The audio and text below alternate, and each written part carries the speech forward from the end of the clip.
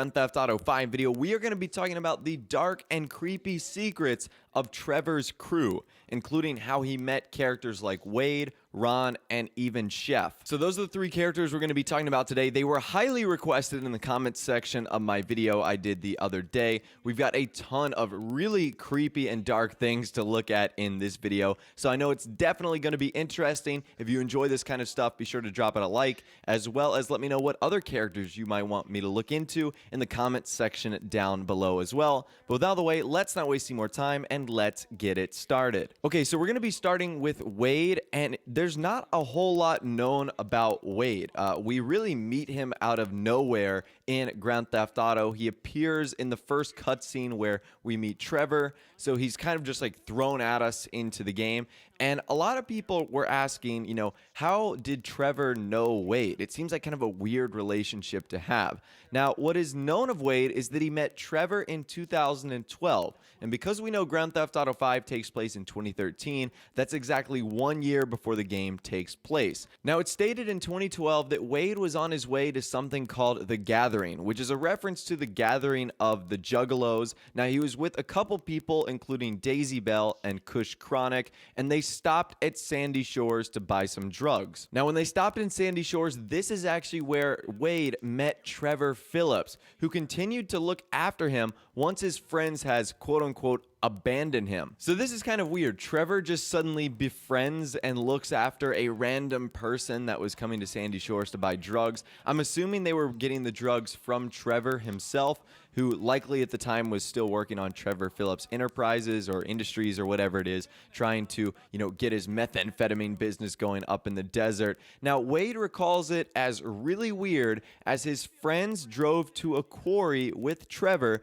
but were later nowhere to be found. Okay, how weird is that? It seems as if Trevor Phillips met Wade and his friends, I guess liked Wade, or he found that Wade was the only one that maybe he could use to his advantage or something like that, and decided to kill all of his friends. How creepy is that? That just adds a whole nother element to the Trevor Phillips saga, that he will literally do whatever it takes if he wants something done. And I'm guessing he wanted to befriend Wade, maybe to use him as like an associate or an assistant or something like that. And he obviously knew his friends were going to get in the way of that. So it turns out he just straight up killed them in the quarry as well, which is where a ton of missions take place in game. So I thought that was extremely interesting. Now, according to the Grand Theft Auto wiki, Wade is believed to be mentally challenged due to his speech and dialogue, and we know he's extremely loyal to Trevor and really his every order.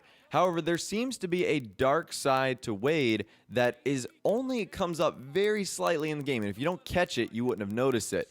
So, like I said, despite his innocent behavior, he doesn't seem to have moral issues regarding killing someone. He even suggested to Trevor that he should kill Ashley right after he killed Johnny Klebich. You guys know that Ashley is the girlfriend of Johnny. So it's interesting that Wade would suggest something like that, even though he never actually kills anyone in the game. So I honestly don't understand why Trevor would keep Wade around as much as he seems to annoy them. We obviously know how useful he was, at least in the game. He was able to track down Michael DeSanta by only knowing his past alias, Michael Townley, and some of the family members that were a part of his group. So I think Wade is a very interesting character. His backstory is even more creepy, and his relationship with Trevor is certainly a very odd one. So now let's talk about Ron Jakowski. So he is one of the more interesting characters as well. Just some background on him. He's obviously a paranoid conspiracy theorist. He states he is an entrepreneur and also a podcaster.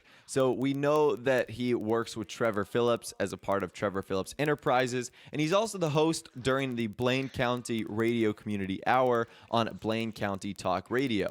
So if you didn't know that, that's a quick little tidbit tip about Ron. Now, Ron actually had a normal life before encountering Trevor Phillips. So the GTA Wiki suggests that he was possibly born in the Midwestern United States and had previously worked as an accountant. So it seems like a very normal life for, someone his age or someone who, was just living in the United States trying to, live their life basically. So he was previously happily married before his quote unquote best friend, Trevor Phillips, entered his life. So I'm not sure how Trevor Phillips entered his life. I want to say it's drugs or something like that. Now, Trevor actually convinced Ron that it was his wife that was the only one that was holding him back in life. Now, as a result of this, Ron was kicked out of the house by his wife. They ultimately divorced, and this left Ron in deep debt because he's still paying settlement fees to her. This is when Ron started to begin to obsess over conspiracy theories and ultimately began working for Trevor Phillips as the CEO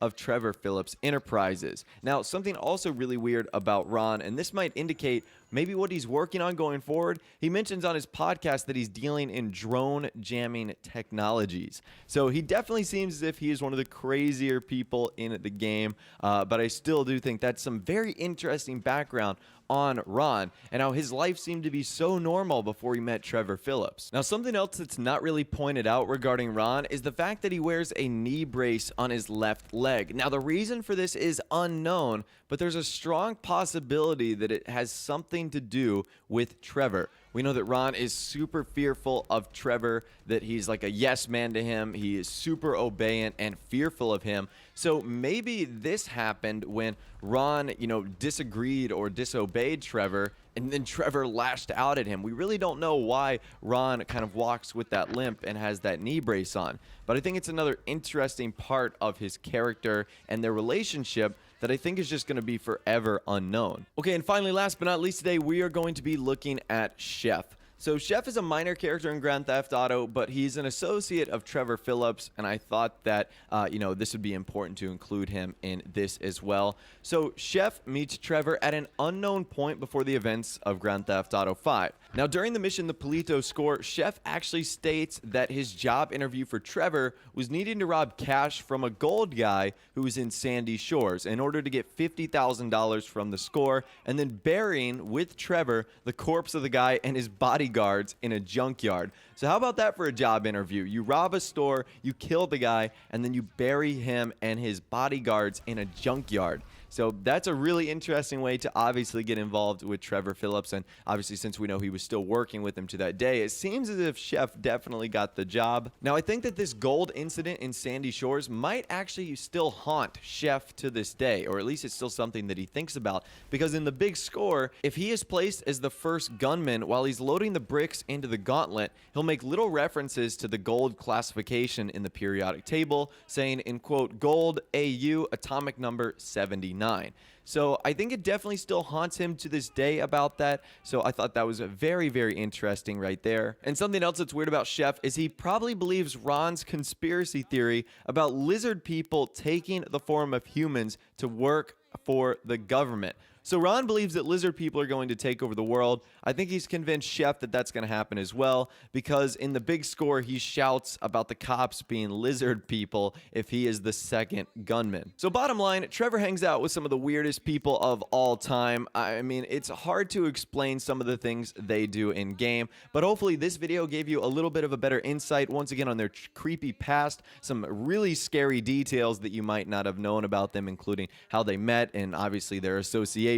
I think it's really interesting to tap into some of the unknown and lesser known secrets of these characters in GTA Online. Let me know what you think about these three in the comment section down below, though. Like I said, if you did go on to enjoy this video, a like rating would of course be awesome. And also subscribe to my YouTube channel if you are new or you like daily GTA 5 videos like this. With all the way, guys, like I said, thanks for watching. Take care, and I'll see you guys in the next video.